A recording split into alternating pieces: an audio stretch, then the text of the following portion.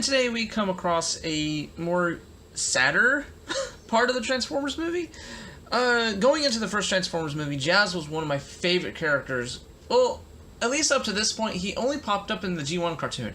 And even in the G1 cartoon, I really enjoyed him. So going into the movie, literally going to see the movie, I had this guy in my pocket. Well, not this particular one, because I eventually had to sell it, and then I had to rebuy it. But anywho, warning there's going to be a warning right now that I do not have the weapon for this figure anymore, but it's just this is the first version of it, and the weird weapon of it is some kind of telescopic, an extending lance. And it's like a lance, but in the movie, he had a shielded Gatling gun. So why the hell a lance? Were they... a lot of people were just thinking that they were saving that for a later re-release with some upgraded paint and a different weapon to give you a better excuse to get the weapon. But let's look at him. He's based off of Pontiac Solstice. How do I know that? Because I actually dug the car a lot when I was around. The cool thing is that... Listen to that. Thanks to the grooves on the bottom of the tires, it makes this kind of like rearing sound.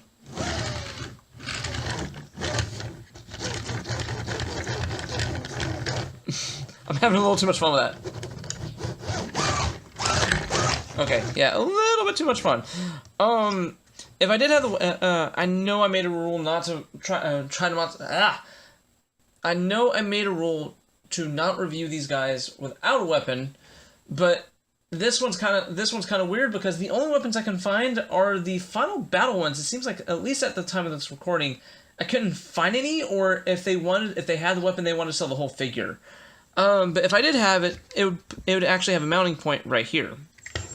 But I actually dug this. This is one of my favorite car modes from the 07 line. If only the rims were painted, that'd be like a little bit better. Nice translucent window. Of course, a lot of robot parts. This is movie 1 when they took a lot of cheats. Believe it or not, we're kind of seeing this again, where you do see some complicated transformation, but at the same time you see a lot of cheats as well. And speaking of transformation, let's go ahead and just prop this up like that, and let's get started. You have to start off with the hood. I mean, you have to start here. Oh no! Oh no! Let's see. Let's get this. Oh, come on! Don't fight me! Okay. And these will eventually become the arms. Oh, come on, right there. Okay, there we go. No. Have to hinge them up. Pull those forward. That forward. Dude. You do have to pull this out to it clicks.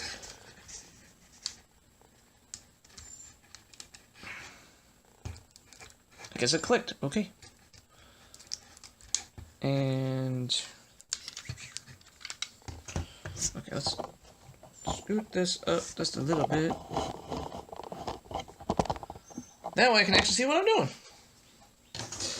Nerdy. Rinse and repeat. For the same side.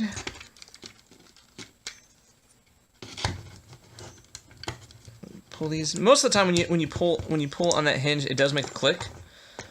I do not know why it's not making a click today. Okay. Then you take this, you hold this, and you just pull it up. Now, the actual canopy part does not tab in anywhere. It just kind of rests. Ah! Yeah, so.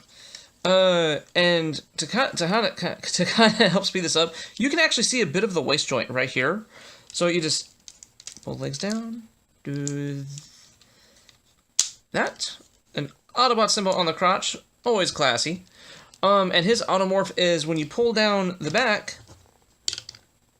not only does his head pop up, his waist comes undone. But no, it's kind of hard to see. But watch the chest. It pushes forward, and the lights kind of collapse in on themselves. And to basically finish them up, you just pull legs down, twist, pull that down, Ah, come on! Ankle. Now, the instructions really don't say what to do with these wheels, because in the actual model, his whole heel is a wheel. Kind of think like Heelys. So what you can do is that since they're on their own individual post, you can go ahead and rotate these around and mimic the wheel heel. And it's really not mentioned in the instructions whatsoever.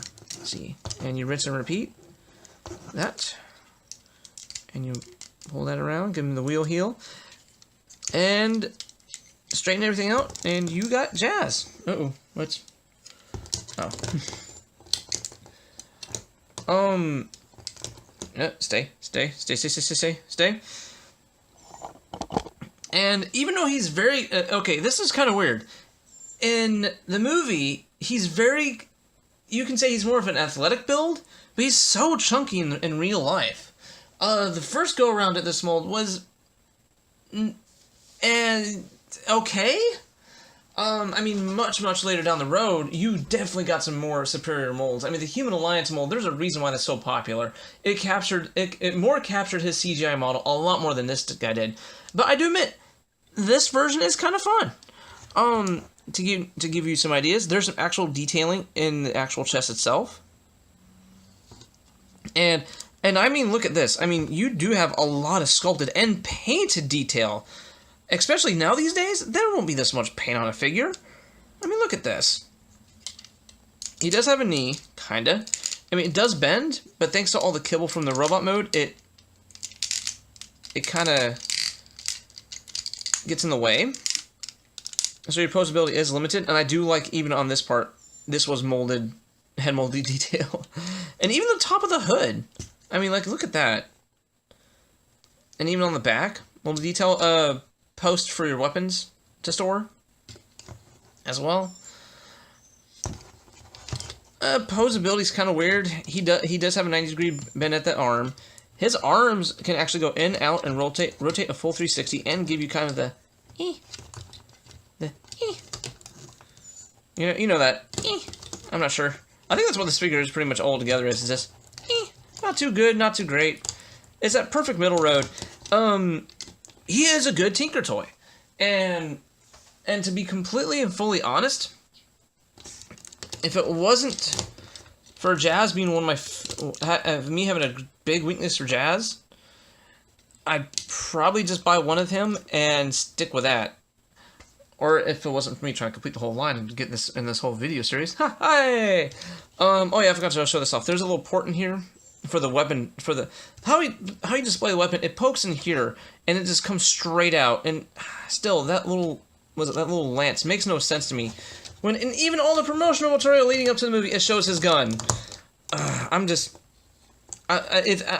that's a case of the figure was designed first before the weapon was finalized. I mean, the light piping. The light piping on this guy is just phenomenal. I don't even have to put a light back there. All I have to do is look at that. And it's only that little part. And, oh man, that is some gorgeous light piping. Take a look at the head. I mean, he is very misproportioned. I mean, look at that tiny head on this giant body. It's like you did take the original CGI model, and then you basically just fed him lots and lots of food, and then he just forgot to exercise for the next month. But overall, what do I give him? I definitely give him the rating of definitely pick him up. If pick him up with an asterisk on the side. Pick him up, but only one copy. Pick a version that there's around 3 or 4 different repaints of him. Pick your repaint that you would like, and yeah. And just go to town. It's nice to have one of these guys on your desk and just to goof around with. I do give it that. Anyway, guys, I'll catch you guys later, and be sure to check out my other videos.